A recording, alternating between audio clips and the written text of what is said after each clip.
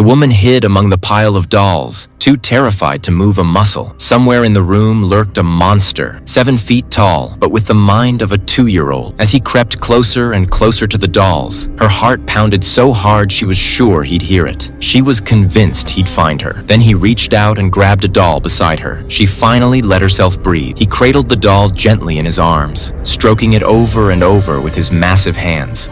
Be my friend? A sudden noise sent him into a frenzy. He pulled out a blowtorch and aimed it at the doll's arm, burning it relentlessly. The air quickly filled with a sickening smell. The woman trembled in terror at the sight. He turned and walked toward Jenny. Her eyes were wide with fear as he approached, but then his hand landed on the doll next to her. Before she could even exhale in relief,